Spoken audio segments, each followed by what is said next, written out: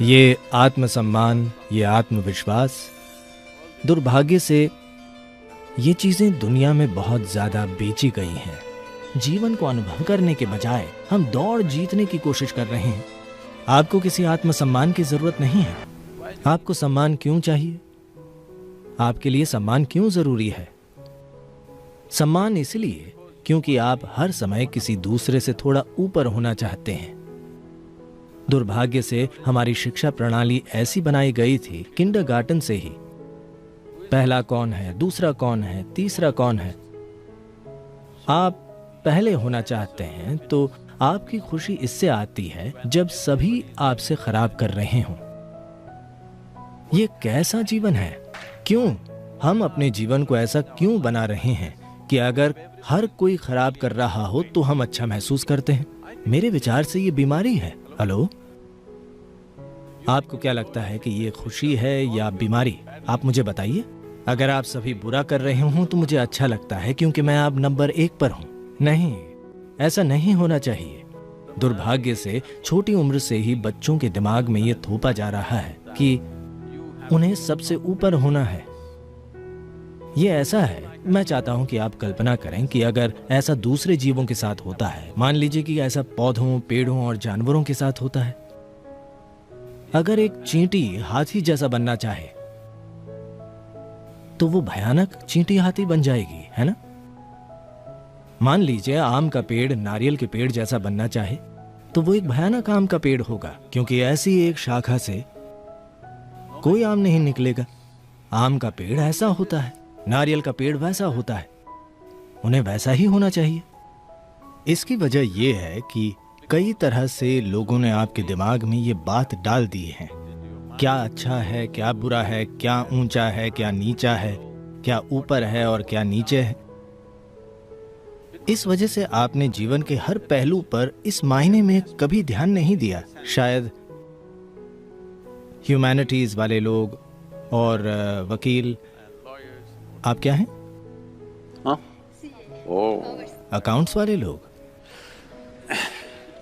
आपने कभी इन बातों पर ध्यान नहीं दिया। मैंने सभी प्रकार के जीवों, चींटियों, टिड्डों और कीड़ों और हर चीज पर ध्यान देने में बहुत समय बिताया है।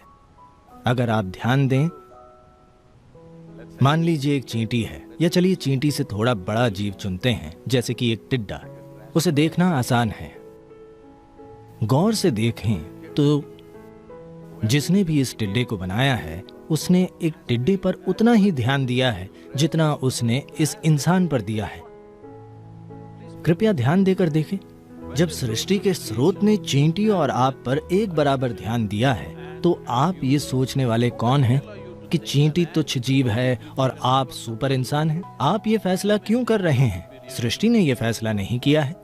शायद आप सोचें कि आप श्रेष्ठ हैं बस इसलिए क्योंकि आप धरती पर अकड़ कर घूम रहे हैं, पर यह सच नहीं है। सच्चाई वाकई ये है।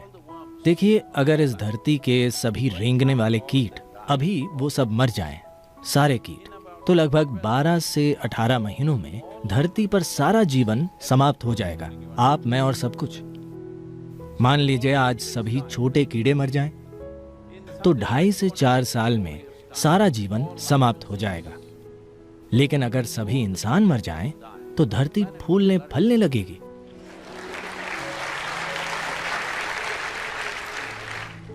हाँ, हम अच्छी खाद हैं। अगर मनुष्य कहीं दूर चले जाते हैं तो इस बिल्डिंग के बीच से ही पेड़ उगाएंगे, है ना? आया ना? सब कुछ फलेगा फूलेगा। तो आपसे कौन कह रहा है कि आप सबसे महत्वपूर्ण जीवन है? ये सोच कि ब्रह्मांड मानव केंद्रित है, ये एक बेवकूफ की सोच है। इस ब्रह्मांड में ये सौर मंडल खुद एक छोटा सा कण है। कल सुबह अगर पूरा सौर मंडल भाप बन जाए तो किसी को भनक भी नहीं लगेगी। ये इतना छोटा है। उस छोटे से कण में पृथ्वी एक सूक्ष्म कण है। उस सूक्ष्म कण में बेंगलुरु एक सुपर माइक्रो कण है, जिसमें आप एक विशाल आत्मसम्मान वाले बड़े इंसान हैं।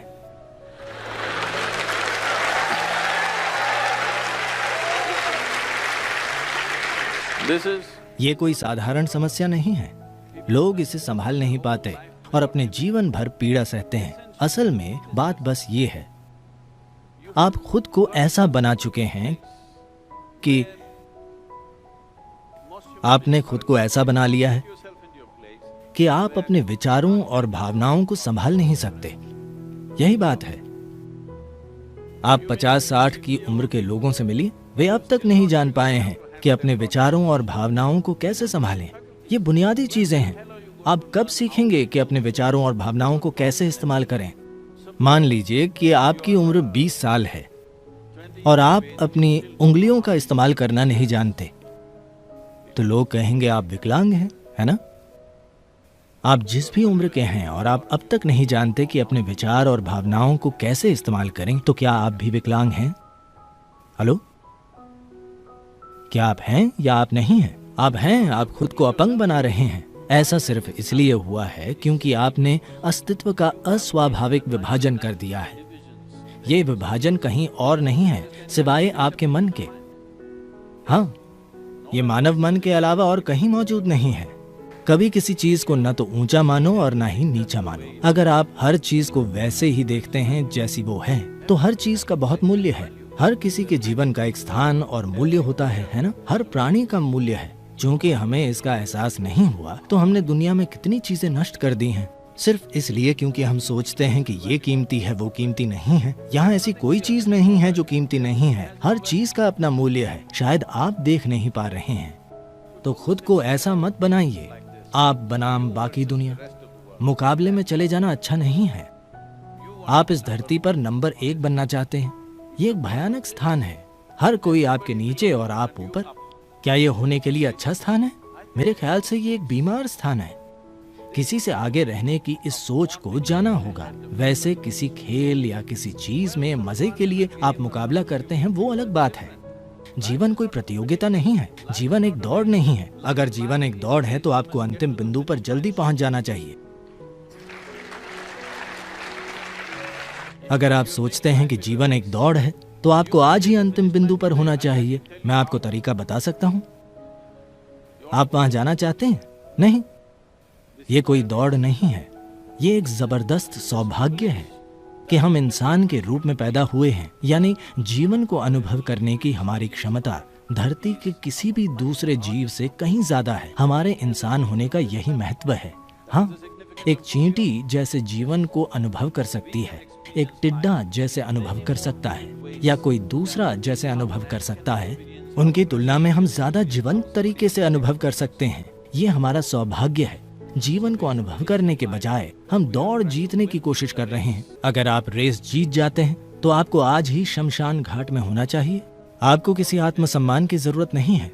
इस संस्कृति में शायद आप जानते हो कि ऐसे लोग हैं जिनके नाम इस तरह होंगे। कोई रामदास होगा, कृष्णदास होगा, ऐसे लोग।